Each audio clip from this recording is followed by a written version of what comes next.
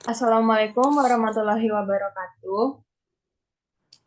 Waalaikumsalam warahmatullahi Waalaikumsalam warahmatullahi wabarakatuh. wabarakatuh. Salam sejahtera bagi kita semua. Pada kesempatan kali ini, saya Nadia Kristabel Abrahams bersama rekan-rekan saya yaitu Kusna Amalia, Lailatul Rohmawati, dan Anissa Ummu Salamah dari kelompok 4 akan mempresentasikan materi mengenai derivation upah dalam pasar persaingan sempurna. Untuk materi yang pertama akan disampaikan oleh saya sendiri.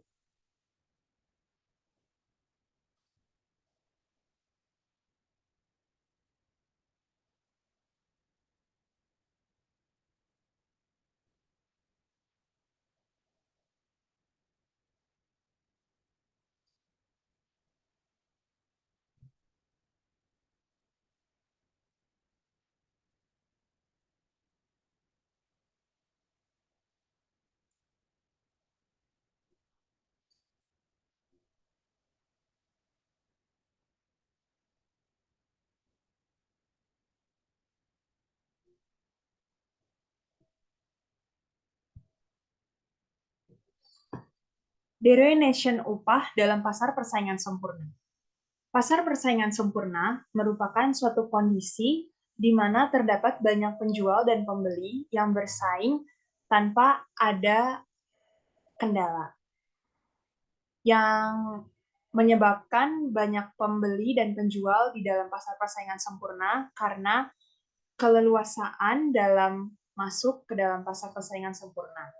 Interaksi antara permintaan dan penawaran juga yang menentukan harga di dalam pasar persaingan sempurna. Lalu, pada kondisi ini, upah menjadi salah satu faktor yang mempengaruhi keseimbangan pasar. Untuk materi berikutnya, mengenai kondisi pasar persaingan sempurna dan apa itu upah serta komponennya, akan dijelaskan oleh rekan saya, Lailatul Rohmawati. Kepada Saudari Lailatul, dipersilakan. Baik, terima kasih moderator telah mempersilahkan saya untuk memaparkan materinya. Selanjutnya yaitu ada kondisi pasar persaingan sempurna. Kondisi pasar persaingan sempurna yaitu ada 4. Yang pertama ada banyaknya penjual dan pembeli. Pasar ini terdiri dari banyak penjual dan pembeli yang saling bersaingan untuk memperoleh keuntungan. Dan yang kedua yaitu tidak ada kontrol atas harga. Tidak ada satu entitas pun yang dapat mengendalikan harga pasar sehingga harga tertentu harga ditentukan oleh mekanisme pasar. Dan yang ketiga ada produk homogen.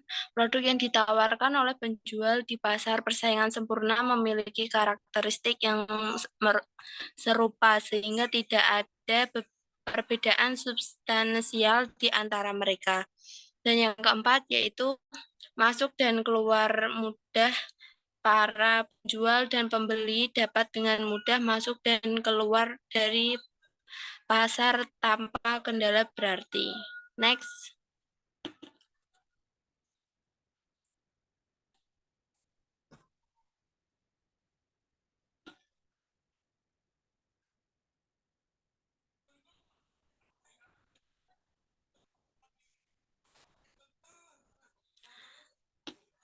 Selanjutnya apa sih upah itu? Pengertian dari upah yaitu adalah bentuk imbalan yang diterima oleh pekerja sebagai ganti usaha yang mereka berikan dalam bentuk tenaga kerja.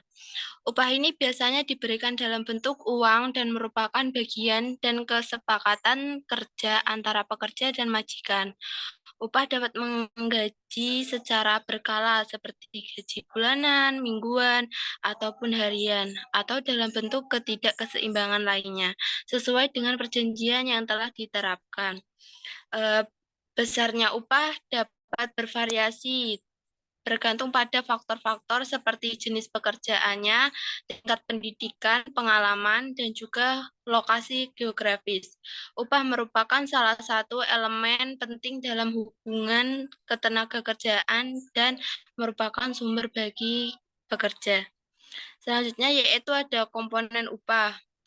Upah terdiri dari dua komponen utama, yaitu upah real yang diterima dalam bentuk uang dan upah non-real seperti tunjangan kesehatan dan pensiun. Komponen upah juga masih banyak lagi dari berbagai komponen yang dapat bervariasi, tergantung pada kesepakatan antara pekerja atau pemberi kerja, serta berdasarkan peraturan ketenagakerjaan yang berlaku di suatu negara, seperti upah pokok, lembur, tunjangan, dan insentif, tunjangan transportasi dan perumahan, tunjangan cuti, jaminan sosial dan kesehatan, pajak, dan potongan upah minimum. Komponen upah dapat bervariasi dari satu pekerjaan ke pekerjaan lainnya dan dapat disesuaikan berdasarkan kesepakatan individu atau peraturan ketenagakerjaan yang berlaku di wilayah atau negara tertentu. Terima kasih. Sekian materi yang saya paparkan. Saya kembalikan ke moderator. Baik, terima kasih kepada Saudari Lelatul atas penyampaian materi yang telah disampaikan. Berikutnya, ada materi mengenai efek deruination pada pasar tenaga kerja dan mekanisme deruination upah yang akan disampaikan oleh rekan saya, Anissa Umu Salamah. Kepada Saudari Anissa Umu Salamah, dipersilakan. Terima kasih moderator atas waktu dan kesempatannya. Di sini saya akan menjelaskan tentang efek deruination pada pasar tenaga kerja. Yang pertama yaitu penurunan upah. Derunasi menyebabkan penurunan upah bagi pekerja karena adanya tekanan persaingan di pasar. Yang kedua yaitu meningkatnya pengangguran, yaitu ketika upah menurun, beberapa pekerja mungkin tidak lagi mampu memenuhi kebutuhan hidup mereka sehingga tingkat pengangguran dapat meningkat. Yang ketiga yaitu penurunan standar hidup. Penurunan upah dapat menyebabkan penurunan standar hidup pekerja dan dampak negatif pada kesejahteraan mereka. Yang keempat yaitu ketimpangan ekonomi. Derunasi upah dapat memperburuk ketimpangan ekonomi jika tidak diimbangi dengan tindakan yang tepat. Next.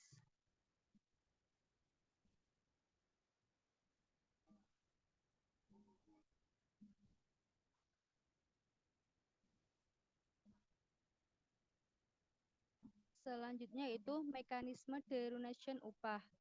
Ada penawaran dan permintaan kerja, yaitu upah ditentukan oleh beberapa faktor yang mempengaruhi penawaran dan permintaan tenaga kerja di persaingan pasar sempurna.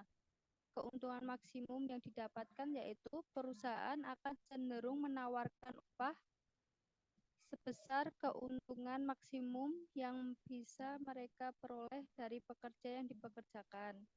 Keseimbangan pasar. Keseimbangan pasar antara penawaran dan permintaan tenaga kerja akan menentukan upah yang ditawarkan dan diterima di pasar persaingan sempurna.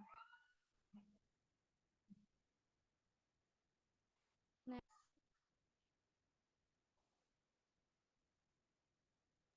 Baik, terima kasih kepada Saudari Anissa Umu Salamah atas penyampaian materinya. Berikutnya akan disampaikan materi mengenai kurva diferensiasi upah dan solusi mengatasi deruination yang akan disampaikan oleh rekan saya, Kusna Amalia. Kepada Saudari Kusna Amalia, dipersilakan. Baik, materi selanjutnya itu ada kurva diferensiasi upah, di mana pada gambar tersebut titik WE pada gambar itu merupakan tingkat keseimbangan upah. Nah, pada titik W2 memiliki tingkat upah yang lebih besar daripada titik WE, di mana hal tersebut membuat penawaran lebih besar dari jumlah permintaannya. Sehingga terjadi persaingan yang tinggi di antara tenaga kerja demi mendapatkan pekerjaan. Hal tersebut akan menyebabkan menurunnya tingkat upah mendekati atau bahkan tepat di titik WE. Sedangkan pada tingkat upah di titik W1, jumlah permintaan akan tenaga kerja melebihi jumlah penawarannya, sehingga terjadi kompetisi di antara para produsen atau pemilik modal dalam mendapatkan tenaga kerja. Nah, fenomena ini dapat mendorong kenaikan upah mendekati atau bahkan tepat ke titik WE.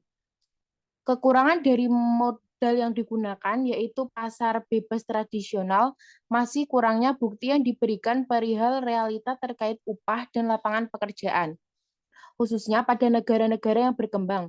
Pergerakan aktivitas penawaran dan permintaan tenaga kerja juga tidak sepenuhnya mampu membuat upah real mencapai titik WE atau tingkat keseimbangan upah. Next. Nah, selanjutnya solusi.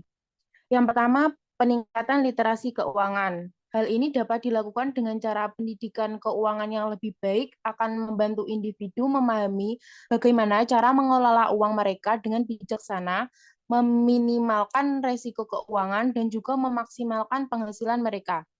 Berikutnya ada dengan cara penenangan pasar tenaga kerja, yaitu dapat dilakukan dengan kolaborasi antara pemerintah dan perusahaan dalam menciptakan kebijakan yang melindungi hak-hak pekerja yang sangat penting dan dapat membantu menjaga keseimbangan pasar tenaga kerja dan juga melindungi pekerja dari eksploitasi. Yang terakhir adalah dengan cara penyediaan peluang kerja alternatif. Hal ini dapat dilakukan dengan cara menciptakan lapangan kerja baru dan juga mendorong kewirausahaan yang dapat membantu mengurangi tekanan persaingan di pasar tenaga kerja. Hal ini juga dapat menciptakan lebih banyak peluang bagi individu untuk memperoleh penghasilan yang lebih layak. Terima kasih, saya kembalikan ke moderator. Terima kasih atas penyampaian materi yang diberikan kepada Saudara Kusna Amalia.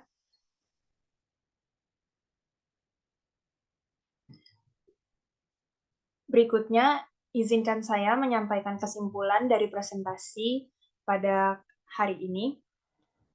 Kesimpulan dari presentasi ini adalah, di dalam pasar persaingan sempurna terdapat banyak penjual dan pembeli. Harga dikendalikan oleh permintaan dan penawar. Deruinasi upah dalam pasar persaingan sempurna mengacu pada penghapusan tingkat upah yang tidak menguntungkan sesuai dengan mekanisme pasar yang sehat. Mekanisme tersebut yaitu penawaran dan permintaan kerja, keuntungan maksimum, dan keseimbangan pasar. Solusi untuk mengatasi deruination adalah peningkatan literasi keuangan, penenangan tenaga kerja, dan penyediaan peluang kerja alternatif. Demikian kesimpulan dari presentasi kali ini, sekaligus saya sebagai moderator akan menutup presentasi pada kesempatan kali ini. Mohon maaf bila ada kata atau perbuatan yang kurang berkenan. Terima kasih. Wassalamualaikum warahmatullahi wabarakatuh. Waalaikumsalam. Waalaikumsalam warahmatullahi wabarakatuh.